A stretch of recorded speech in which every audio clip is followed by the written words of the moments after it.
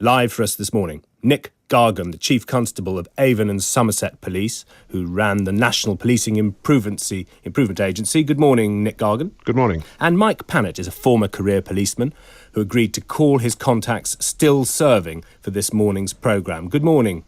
Good morning, Paddy. Who did you call, no names, and what did they tell you? Well, Paddy, I tried to contact officers that I know, and I know literally thousands of police officers, and nobody that I spoke to would step forward and speak to Radio 4, all in fear about bringing the police service into disaffection, which is absolutely astounding me. You know, we've got police officers in this country who have got warranted powers to take people's liberties, and yet they feel unable to speak about how they feel following a torrent of attacks from all sides and you know, right across the agenda. And a torrent of self-inflicted wounds?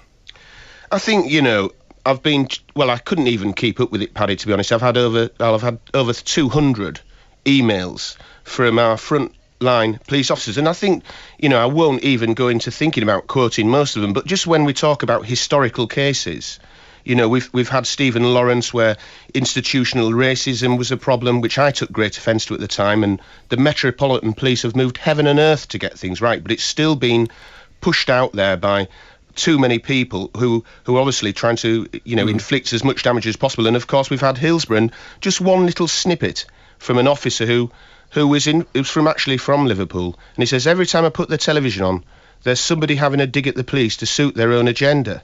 I was in school when most of these failings occurred. Okay. What can I say? I'm sorry. I was 6 years old. Are you telling me it's anger?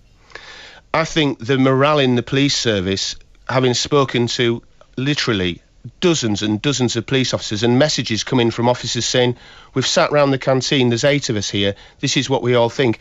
This is length and breadth of the country saying we are on our knees, we're run ragged. Right. And we are fed up, and we are really, really feeling the pinch of a constant attack from, you know, all sides. Nick Gargan, what are you going to do about this as Chief Constable of Avon and Somerset? Well, the leadership of the service works very hard to keep the workforce motivated, to keep the workforce as happy as we can in difficult times. I don't deny Mike's point there that the workforce is feeling a bit bruised at the moment. He said on its knees, is what he said. Well, I was out with firearms officers at our Almondsbury base last week, and with city centre officers in Bristol over the previous weekend, and that's just not what I saw. I saw good officers. They feel a bit bruised about pay. They do feel suspicious of the press. They feel that they're not understood all the time, but actually they're very, very brave, committed people. This week we celebrated the bravery of officers at the National Police Bravery Awards in London. Well said. And you see a service of very resilient, committed people. And next week, and thank you for raising the bravery that many people in uniform do for us as citizens, but next week we will see 3 Chief Constables call before MPs to talk about what on earth they've been up to. Now, you must be concerned about that. You're from the same officer class as them. Do you think that the political class are gunning for the police? Well, I think the challenge for the service is to speak up. But do you think they are? Not particularly, no. I think there are some very real concerns out there, and we ignore those concerns at our peril. It's made a very depressing reading for me this week to pick my way through newspaper editorials and columns where people who we absolutely need to listen to are saying, hold on a minute, can we trust the police? They say you fit people up.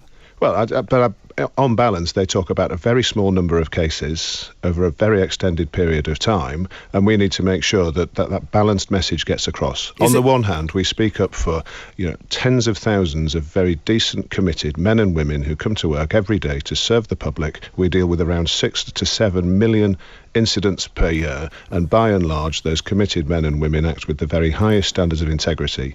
Yet there are isolated incidents, and it's right that they should resonate the way they do because they're shocking and awful, and when they happen we should deal with them absolutely firmly, and when we suspect they may be happening, we should go out looking for them proactively. Mike Pannett, does it strike the people you've spoken to that the officer class, that the people running the police service have got control of this, or does it seem to the people who've spoken to you for our programme this morning the opposite?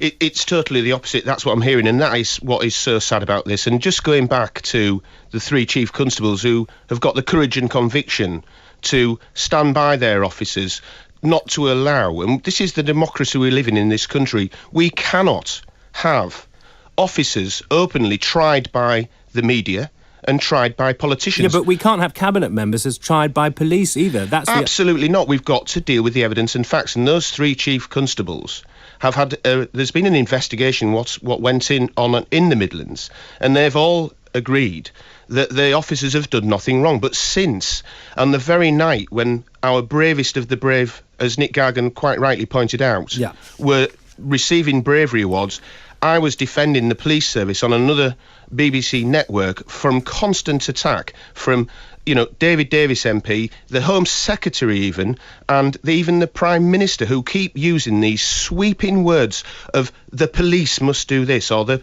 police must do that.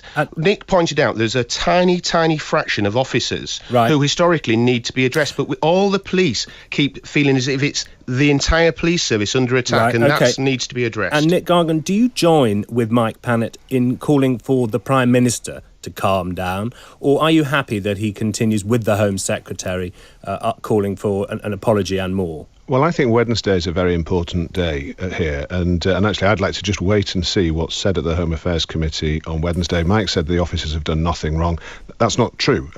We're simply talking about the level of sanction that should be applied to them following the investigation in West Mercia. I don't know much about that investigation, and I'm very happy just to sit and wait, as I understand the Chief Constables have agreed to do, just to sit and wait until the hearing of the Home Affairs Committee takes place on Wednesday, and let's listen out to see what they come up with on the basis of a full exploration of the facts. If we hear from listeners saying we should go out on the beat with your officers, would you let us do that? Is that something we should do if we want to go further with this? Well, I think that increasing transparency is one of the best ways of increasing public confidence in policing. Now, confidence has actually remained pretty high, and it remains pretty consistent over a very long period of time. 65% have confidence. And have done for a very long time. Of course, we'd like that to be higher, but I think the more we throw open the doors, the more we let the public see what we do, the more we are transparent and accountable, the better that confidence will be. And Mike Pannett, in a sentence, would you join the police service now if you were 20 years old? No, I wouldn't. And that, as an officer who's given his life and blood and put myself in front line all my career, then that is absolutely indicative of exactly where our service are. We really are struggling here, and it's all very well the sort of brushing it under the carpet, but the real feeling of the front line, the 135,000 police officers who do not have a voice, they are telling me they are on their knees, and it's got to change. Thank you.